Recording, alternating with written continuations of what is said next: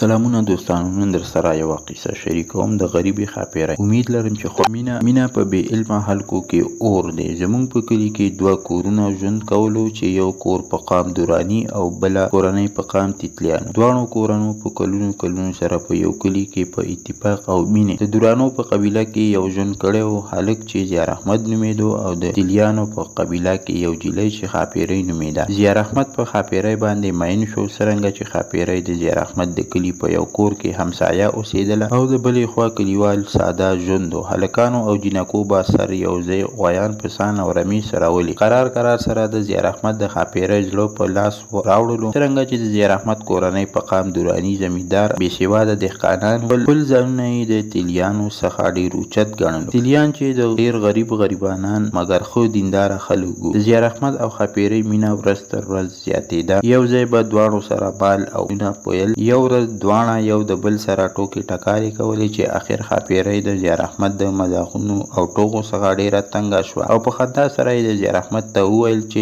نن ورځ تا د لاسه ستا مشر ورور ته شکایت کوم او تا پرې ښه غړبوم. په همدغه وخت کې اتفاقا د زیار احمد مشر ورور ګل محمد راغله او د مذاق په ډول ښاپېرۍ ګل محمد ته وویل چې ستا ورور زیار احمد نن ورځ زه ډېره په تکلیف کې کړی یم او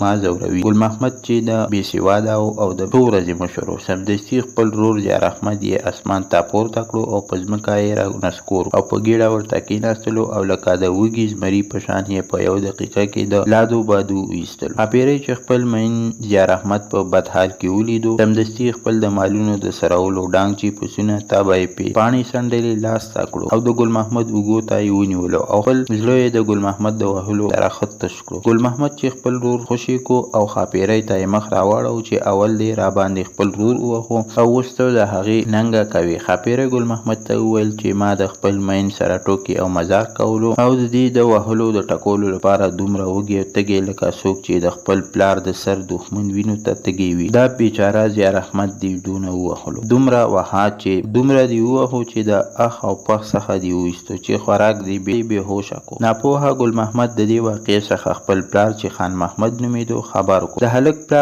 هلک پلار چې بېسواده او ډېر سرتیزی و، په قهر او غصې سره د ښاپېرۍ د پلار کور ته ورغی او په بیچاره د غریب تیلي باندې خپل قهر سوړ کو. بیچاره تیلی د کلي همسایه و، د کلي د پرېښودلو امر وکړو چې بدون د جون او چراغ څخه به سبا د کلي او کور پرېږدي. ښاپېرۍ او د ښاپېرۍ پلار چې هر څومره ځان چې موږ دواړه د یو د آدم اولاد یو، مسلمانان یو او یو رنګ انسانان یو، خیر دی که ته زمیندار او زه غریب او ستا په ما رحم وکړو چې کلي کې همسایه یم او داسې ډېر عذرونه یې ورته وکړل. خو خان محمد د هغه فریاد وانه اورېده او په بیچاره ښاپېرۍ د بدبختو خونړۍ څپې راغلې. خان محمد د خپل زوی رشته په ډېر عاجلانه ډول سره د خپل یو قوم لور سره خان محمد د خپل زوی رشته په ډېر عاجلانه ډول سره د خپل قومي یو لور سره، چې لومړۍ جینۍ په یوه سترګه ړنده، په غوږونو درنه او په 1 میټر ژبه لرونکې وه، چې هېڅ د زیار احمد نه خوښېده. نکاح یې ورسره بسته وتړل او د زیار احمد د ژوند په پړاو اخته شو. هر وخت به یې د خپلې ښځې سره دعوې دنګلې او جنګونه کول. زیار احمد چې کله ناکله به یې دا یو نیمه شعرونه هم ویل، نو هر کله چې یې د خپلې ښځې سره دعوه دنګله راغله، نو په جنګ کې به یې خپلې ښځې ته دا شعر همیشه ویلو، چې د دې خپل مور او پلار ته هم پکې اشاره وه. په غبرګو دې ړنده شي جیلۍ ته یې خوښولې، مور او پلار دې په دوزخ شه چې ته یې ماته راکولې. مور دې تعویز کړی و زما په مور او پلار، نو ځکه یې راته راکړې او اوږو مې شلولی بار د خپل تندي به مات کړم، په نصیب مې رسېدلې. مور او پلار دې په دوزخ شه چې ته یې ماته راکولې. او همداسې نور شعرونه یې هم ویلي دي چې ما د څو بیتونو د نمونې په قسم راوړي دي. دا دواړو ژوند یو بې خونده او بې مزې غوندې تېرېدو. اوس بېرته راځم د ښاپېرۍ بیچاره د قصې ته. د ښاپېرۍ کورنۍ خواران او بیچارهګان مجبور شول چې د کلي نه لاړ شي او ښار ته هجرت وکړو. هلته هم د سیمې د زمیندار سره همسایه شو. هلته هم غمازانو په قراره سره پرې نه ښودو او د کلي خلک پرې په ښاپېرۍ بیچاره را خبر شو. ښاپېرۍ تش د پاکې مینې په تور به داسې اور کې چې دود یې نه معلومېدو او سوځېدل یې کول. ځوانان او هلکانو د ښاپېرۍ وادهوالو ته زړه نه و. دا یوه لنډه قصه درته بله وایم، تر اخره پورې واورئ. د اختر ماښام و، د کوټې ماشوم له لویو هیلو سره د مور څنګ ته ورغی. د هغې له سره یې پړونې په نازکو ګوتو کش کو په وړه او په نرمه ژبه یې ورته وویل مورې سبا ته ماته زما نوې جامې اغوندې مور او جانه بوټان به هم درته په خپو کړم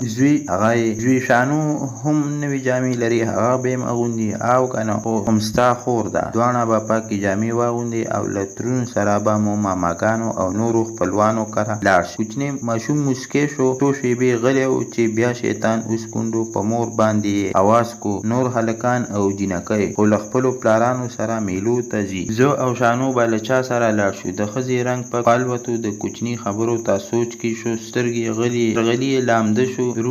رڼې اوښکې یې له سترګو لاړلې کېدی شي چې د ماشوم له دې پوښتنې سره په خپل پخواني ژوند ور په زړه شوی وي کوم چې له خاوند او د دوو بچو سره یې په خوښه او محبت کې تېرولو د پړوني څنډه یې راپورته کړه په داسې حال کې یې سترګې وچې کړي چې د ماشوم طرف ته چې راوه ماشوم هم د مور سکوت ته زړه تنګ شو مخې ته یې راوګرځېدو خو د هغې سترګې ته یې ونه کتل خبره یې پیل کړه مورې پلار مې دا ځل هم کور ته نه راځي تا خو ویل چې هغه به ډېر ژر راشي او بیا نور هېڅ کله هم نه ځي آیا هغه تر اوسه له موږ نه مرور دی زه مې کاکا ته وایم چې په موبایل کې ورسره خبرې وکړم زه هم ورسره خبرې کوم زه او شانو به ورته زاري وکړو په خوله به یې کړو بیا به راشي او موږ به میلې ته بوځي مور یې چې د کوچني په هره خبره یې زړه چورې کېدو سلګو نیولې وه ښه په زور یې وژړل کوچنی حیران شو چې مور یې ولې ژاړي هغې سر په خپلو زنګونونو کې کېښودو او تر ډېر ځنډه یې راپورته نه کړو کوچنی هغه کوله چې د مور سر راپورته کړي هغه فکر کوو چې مور به یې ورسره ټوقې او لوبې کوي خو د ماشوم لا په دې نه پوهېدو چې مور یې لوبې نه بلکې ویر کوي هغې دا یو داسې چا په هجران کې اوښکې تویولې چې کوچنی سبا ته د راتلو په تمه دی د هغه په راتګ پورې یې خپله ډېر لوی هیله تړلې وه چې د خپلو نورو همزولو په شان به یې د پلار لاس نیولی و او په ښکلو ځایونو کې به چکر وهي هغې چې زړه تش کړو راپورته کړو ماشوم یې غېږې ته ورنږدې کړو په مخ یې ښکل کړو ورته یې وویل نه زویه جانه کاکا ته دې ونه وایي چې د پلار جان ته مې موبایل وکړه زه خو له تاسو سره یم که پلار دې رانغی نو موږ به ورشو زه به ستاسو ته چکر درکم او ډېر سیلونه به در باندې وکړم کوچنی یو ځل ضد واخیستو نه مورې تا سره نه ځو موږ مې له خپل پلار سره ځو هغه بله ورځ یې موږ بوتلي وو خو د نازولې او له وخت حالاتو نه خبر ماشوم لا په وخت څه پوهېږو چې ورځ څنګه تېرېږي او شپه څنګه راځي د دوی د چکر پوره 15 میاشتې تېرې شوې وې